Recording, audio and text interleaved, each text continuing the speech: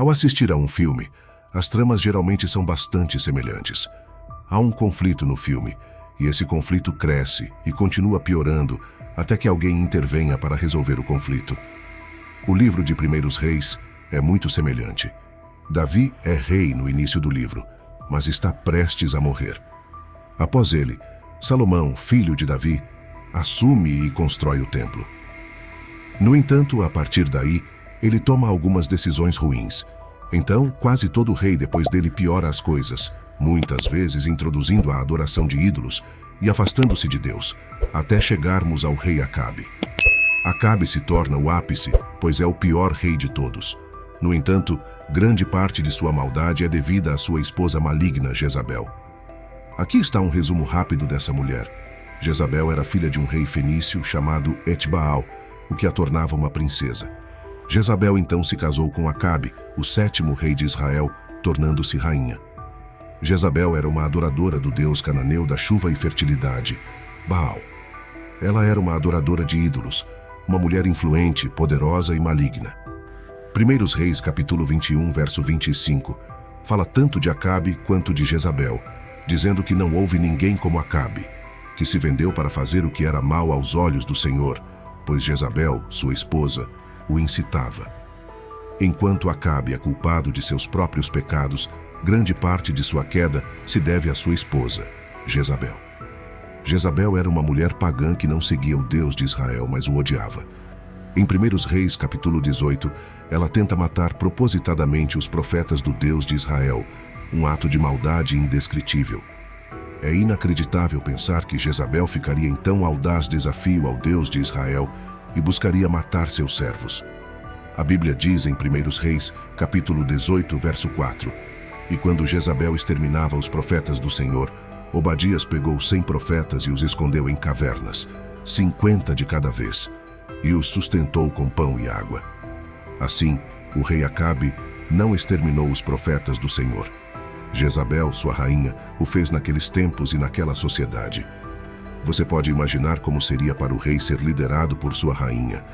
Mas, mesmo assim, Jezabel massacrava os profetas do Senhor.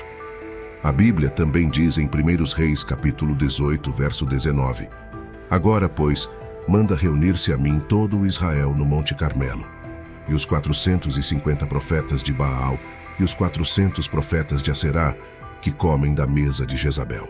A Bíblia afirma que os 450 profetas de Baal e os 400 profetas de Aserá comiam na mesa de quem? Não do rei Acabe, não do chefe da casa, mas na mesa de Jezabel. Você precisa ter cuidado quando se trata do espírito de Jezabel. É um espírito com uma voz de influência e controle. Ela eclipsou seu marido, minou sua autoridade, mas também incitou seu marido ao mal, pois em Primeiros Reis, capítulo 21, verso 25, diz que não houve ninguém que se vendeu para fazer o que era mal aos olhos do Senhor, como Acabe, a quem Jezabel, sua esposa, incitou.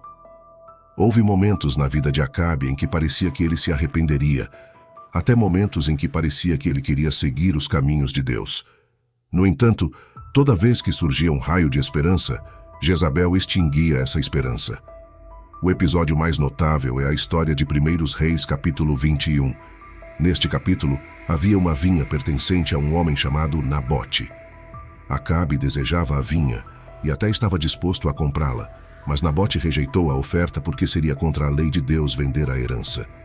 Acabe ficou muito chateado e voltou ao seu palácio para lamentar. Mas Jezabel tomou as rédeas da situação e matou Nabote. Ela organizou para que pessoas acusassem Nabote, um homem justo, de amaldiçoar Deus e o rei, o que resultou em sua morte por apedrejamento. Assim, ela o acusou falsamente, o assassinou e roubou sua vinha. Isso é manipulação em seu auge. Isso levou Acabe a comprar a vinha para si mesmo. Acabe matou Nabote? Não, sua esposa malvada, Jezabel, o fez. No entanto, ele poderia ter recusado a compra da vinha e colocado sua esposa na prisão pelo assassinato de Nabote. No entanto, devido ao seu prazer maligno e à influência maligna de Jezabel, ele cedeu ao seu desejo pecaminoso. Parece quase como se Acabe fosse um fantoche nas mãos de Jezabel. Em Primeiros Reis, capítulo 18, Elias, um profeta de Deus, desafia os adoradores de Baal para ver qual Deus é o verdadeiro. Eles tentam fazer com que seu Deus incendeie um touro, mas os 450 profetas de Baal não conseguem nada porque seu Deus não é real. Após uma única oração de Elias, Deus incendeia o touro, expondo os falsos deuses em um confronto entre Baal e Yahvé, provando a todos os espectadores que o Deus de Israel é o único Deus verdadeiro. Em seguida, Elias ordena que os profetas de Baal sejam mortos, o que enfurece Jezabel a ponto de ela ameaçar matar Elias, fazendo-o fugir. Conhecemos o fim de Jezabel, profetizado por Elias. Ela foi jogada pela janela por seus servos, posteriormente pisoteada por cavalos e seu corpo devorado por cães.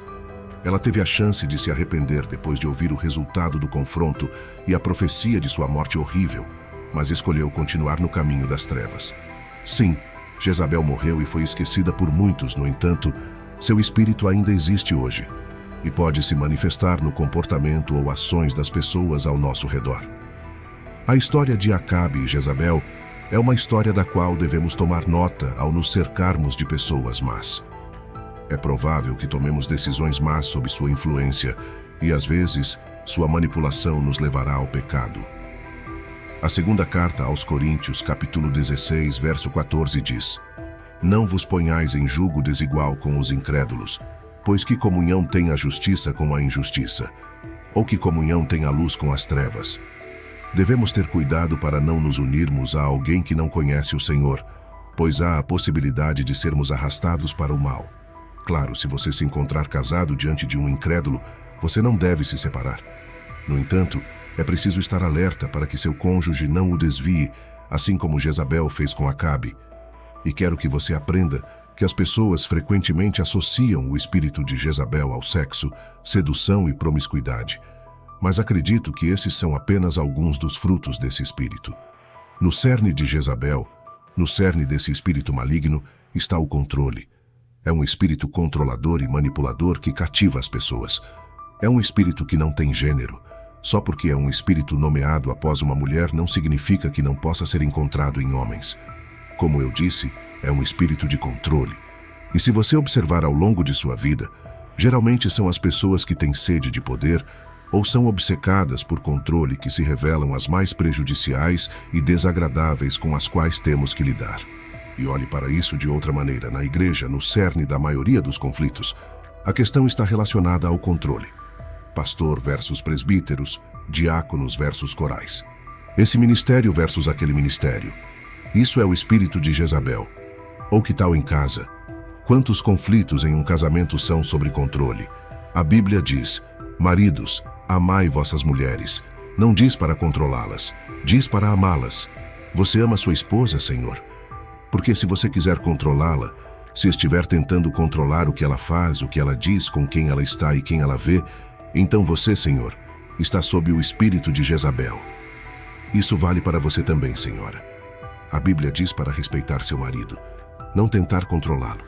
Não tente dobrar a vontade dele à sua por meio de manipulação. Isso é o espírito de Jezabel. E aqui está a coisa sobre controle. Aqui está o porquê de o espírito de Jezabel ser tão malévolo e destrutivo. Ele quer controlar, certo?